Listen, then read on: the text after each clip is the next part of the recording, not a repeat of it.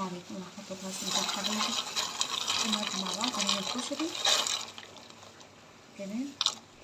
معانا بقى كيلو مكرونة مشكل، سباكيتي على مقصوصة، على اللي هي الملوية الصغيرة. تمام، يعني تشكلي كده مع بعض.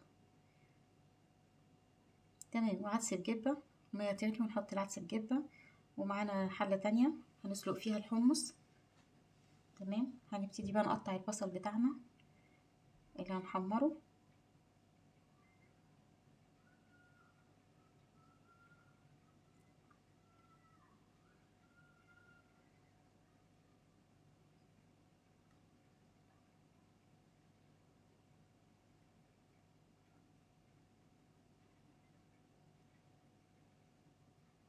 تمام، هنكمل بقى مع بعض ونحط النشا.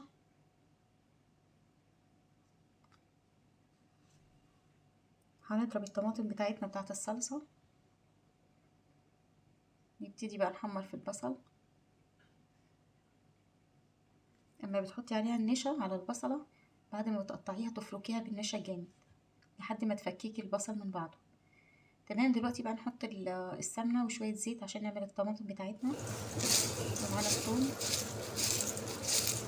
تمام، هنا بقى اوريك قصة البصل، يعني ما شاء الله ناشف وجميل. التومة بتاعتنا اتحمرت، نزلنا عليها بالطماطم وتسيبيها بقى تتسبك.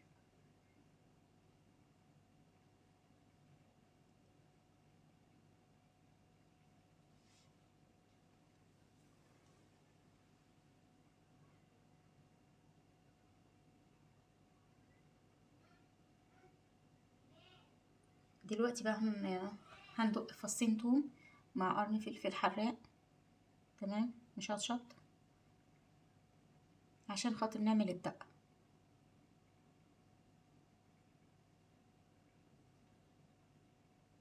تمام، هنجهز بقى معانا حلة صغيرة للدقة، تحطي فيها شوية زيت صغيرين، يعني معلقتين كده أو معلقة واحدة. وده الفلفل مع التومة.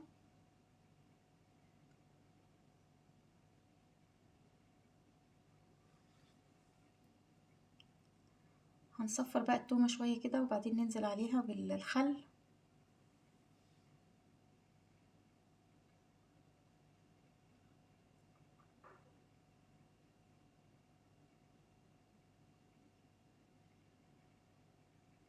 عايزة أقول لكم إن ريحته كانت تحفة بجد، يعني الكشري من الأكلات اللي ريحتها بتجنن بجد.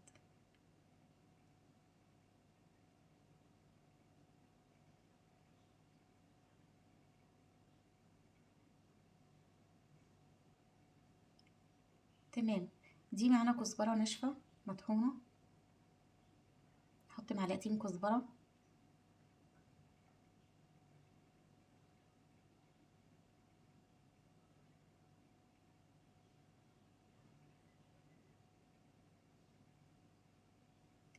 يا ريت يا جماعة نشترك في القناة.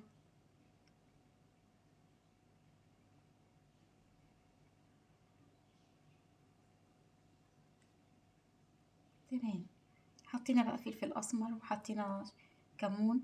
دلوقتي بقى نزلنا بالخل، تحطي شوية خل محترمين كده، وممكن عصرة ليمونة لو انت عايزة. تمام، ادي الكمون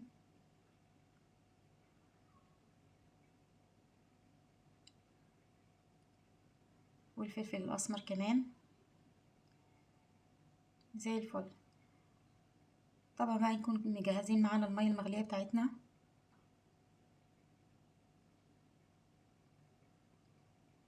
تمام قوي، هتسيبيها بقى تغلي مع بعضها كده 10 دقايق ربع ساعة، بحيث التومة بتاعتك تستوي والدقة تاخد وتدي مع بعضها كده شوية، يعني 10 دقايق كفاية.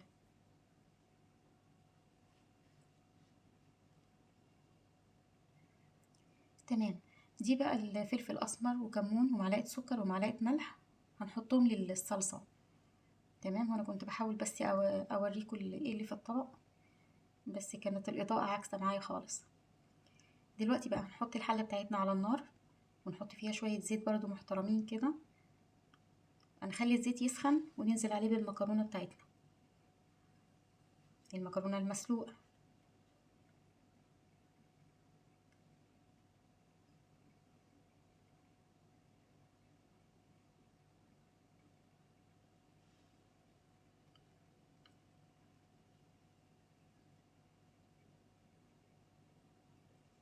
اهم شيء الزيت يسخن، واول ما الزيت يسخن ونحط المكرونه من اول تقليبه تطفئ النار على طول.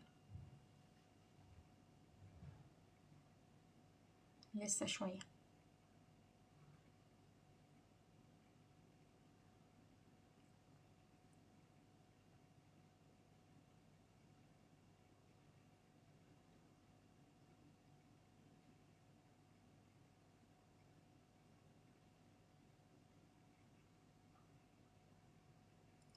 تمام. دلوقتي بس الزيت بتاعنا سخن، ننزل عليه بقى بالمكرونه بالظبط كده.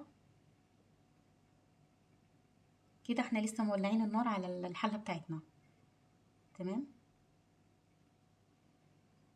اول ما تحطي الكميه كلها وتبتدي تقلبي فيها، تروحي طافيه النار على طول.